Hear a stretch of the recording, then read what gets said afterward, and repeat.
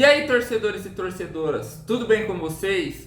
O Brasileirão 2024 terminou, então bora falar sobre o campeonato, como foi o campeão, a turma que foi para a Libertadores, para a Sul-Americana, os rebaixados e o pessoal que subiu da Série B para o Brasileirão em 2025. Rapaziada, eu vou dividir esse vídeo em duas partes, onde nessa primeira eu vou falar dos 10 primeiros times do Brasileirão, na segunda eu vou falar dos outros 10 e dos 4 que subiram da Série B. Então chega de enrolação e bora falar uma última vez do Brasileirão de 2024. Começando pelo campeão Botafogo, que esse ano não pipocou, não decepcionou a torcida e foi campeão com sobras, aonde apresentou um bom futebol, principalmente jogando em casa no Newton Santos, no tapetinho, e mostrou muita regularidade jogando fora de casa, que acabou resultando no título do Botafogo, que não vinha desde 96, o Botafogo não ganhava o Brasileiro,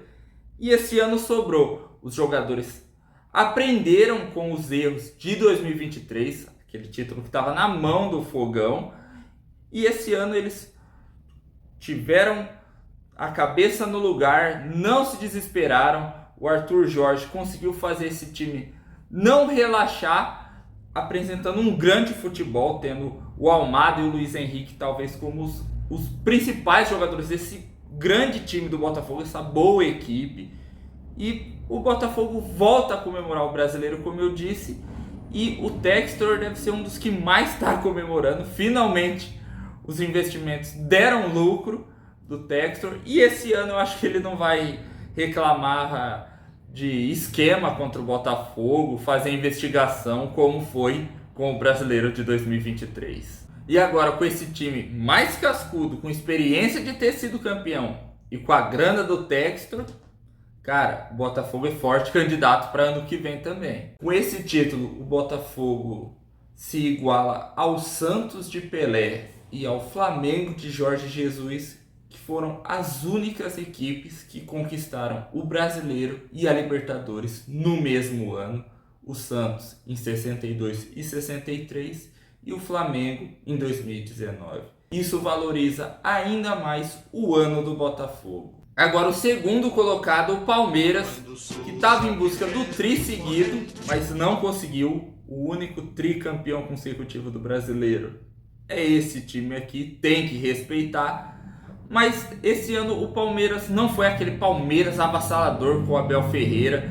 Esse ano foi muito abaixo o Abel, onde só conseguiu ganhar o Paulista. Mas eu acho que muito disso é porque esse ano o Palmeiras não tinha um grande elenco, um plantel com opções para o Abel conseguir fazer esse time jogar em diferentes situações. Muitas vezes ele pediu reforços, a Leila não deu esses reforços a ele, e chegou um momento que ele não tinha o que fazer. O Palmeiras acabou ficando muitas vezes dependente do Estevão. O Estevão jogava bem, o Palmeiras conseguia a vitória. Quando o Estevão ficava abaixo, o Palmeiras tinha dificuldades. Para ano que vem, eu tenho quase certeza que a Leila vai repensar isso de não trazer tanto reforço, porque o Palmeiras precisa, porque a temporada ano que vem é ainda mais disputada, vai ser mais competitiva para eles, já que tem Super Mundial, que é o grande sonho do palmeirense. Em terceiro lugar, o Flamengo começou o ano com muita expectativa, onde com o Tite, técnico de seleção brasileira, o elenco estrelado que teve, a gente achou que o Flamengo ia sobrar no ano de 2024. Não foi isso que aconteceu. Problema de lesão com seus principais jogadores, o Tite não fazendo o time jogar, não conseguindo fazer o time ter um padrão de jogo, problemas particulares com o Gabigol, que ficou muito escancarado na mídia.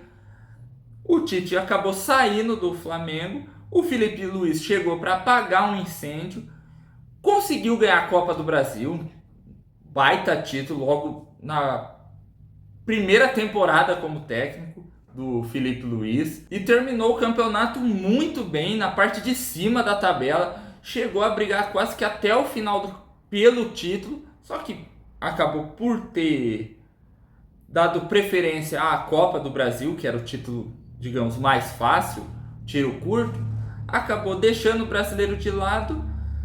Só que com o trabalho do Filipe Luís sendo feito da forma que foi, tendo conseguido o título, e o elenco tá junto com ele, pelo que a gente viu, porque o Gabigol deu trabalho pro Filipe Luís já falou, não conto com ele já ganhou ali o vestiário.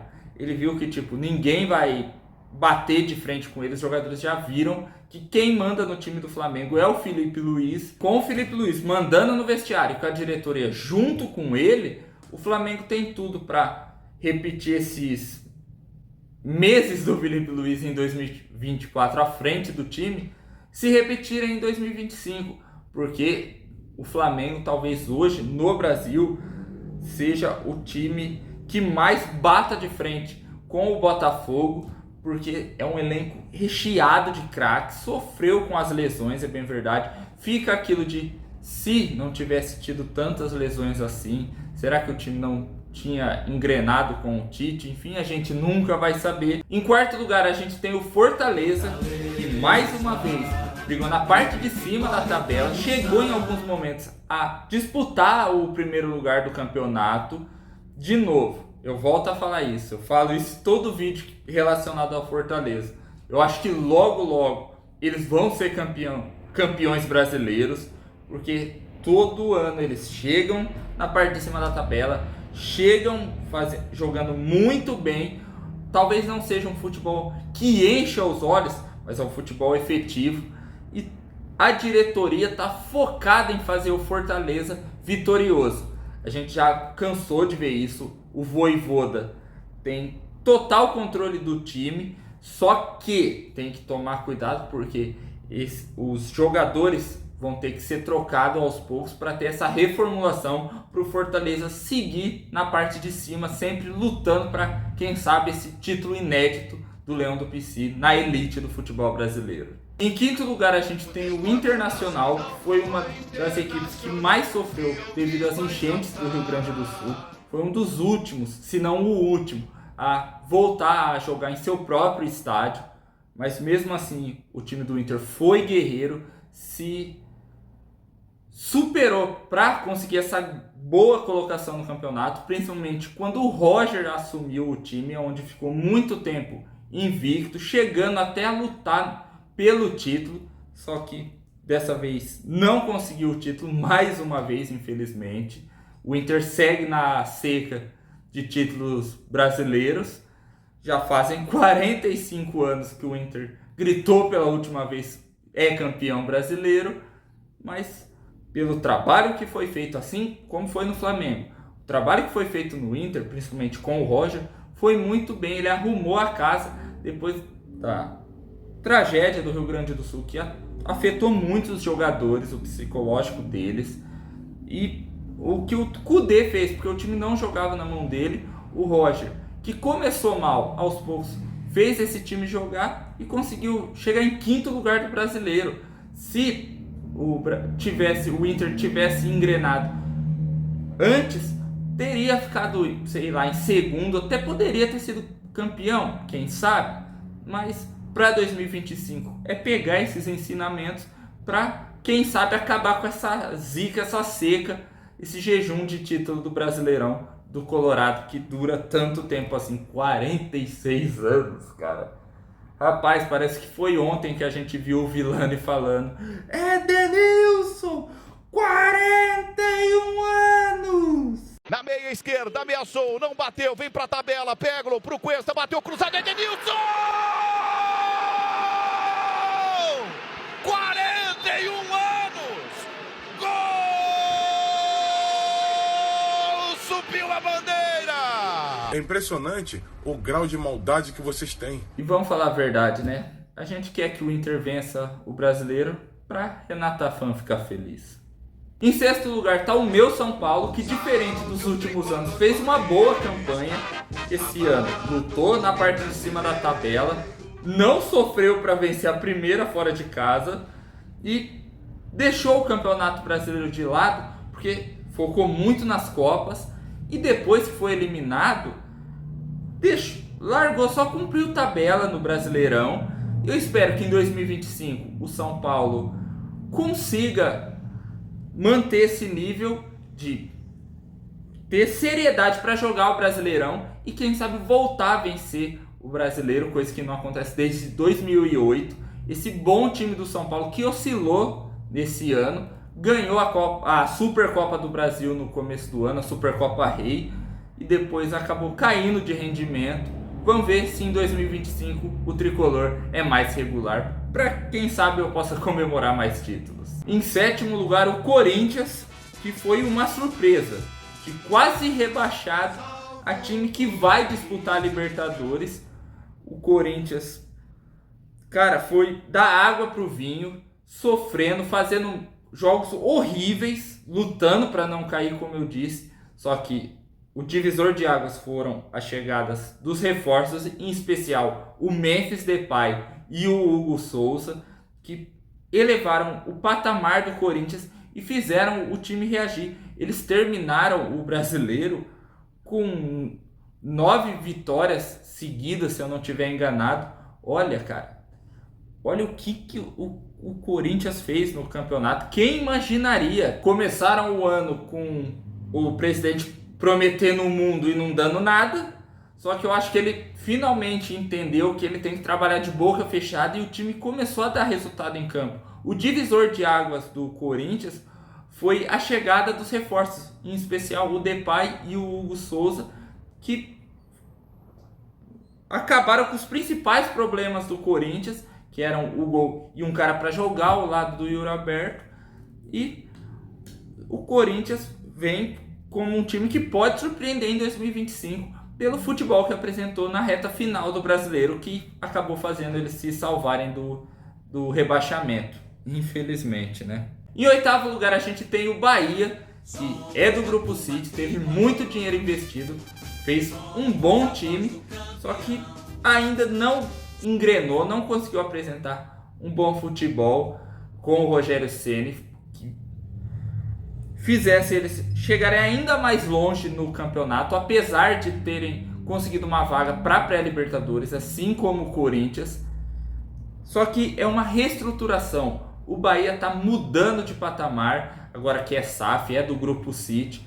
Então aos poucos eles vão começando a entender as coisas. Tem um bom técnico que teve uma carreira extremamente vitoriosa, que é o Rogério. Então eles estão no caminho certo. É só saber montar o time, não fazer nenhuma loucura, que o Bahia pode se tornar um time que pode surpreender muito em 2025. Em nono lugar a gente tem o Cruzeiro. O Cabuloso fez uma temporada muito irregular, foi vice-campeão da Sul-Americana contra o Racing. O time do Cruzeiro é bom, só que em alguns momentos eu acho que faltou a experiência, faltou um grande jogador para chamar a responsabilidade. O presidente, que é torcedor fanático da Raposa e tem conhecimento, prometeu que vai elevar o patamar do time para ano que vem. Vamos ver, porque com a grana que o Cruzeiro tem hoje, de ser um time estável, que não pode até estar devendo, mas não muito, tem condição de montar um time ainda mais competitivo para, quem sabe, voltar a conquistar títulos para a sua rica história. Em décimo lugar a gente tem o Vasco, que não conquistou nada, mas foi diferente dos últimos anos, onde era só tristeza. Eles deram uma luz de esperança para a sua torcida, tiveram o retorno do Coutinho, teve até música para o Coutinho que virou viral. Querendo demais, anota mais 3 pontinhos na conta do pai. A barreira vai virar baile. E para ano que vem eu acho que o Vasco tem grande chance de surpreender a gente, porque esse ano foi um ano que o time se preparou, o time foi montado. Ano que vem, por os jogadores já estarem mais entrosados, esse elenco está melhor formado, tem condição de chegar e conquistar títulos, quem sabe tirar o Vasco da seca, e com o Coutinho sendo a referência do time, quem sabe a barreira finalmente não vai virar baile. E essa foi a primeira parte do vídeo, pessoal. Espero que vocês tenham gostado. Deixem o like, se inscrevam no canal, ativem o sininho para não perder nenhuma novidade. Comentem aí o que vocês acharam da campanha do seu time, se seu time ficou entre os 10 primeiros. Vamos bater um papo legal e não se esqueçam de assistir a segunda parte desse vídeo falando sobre o Brasileirão.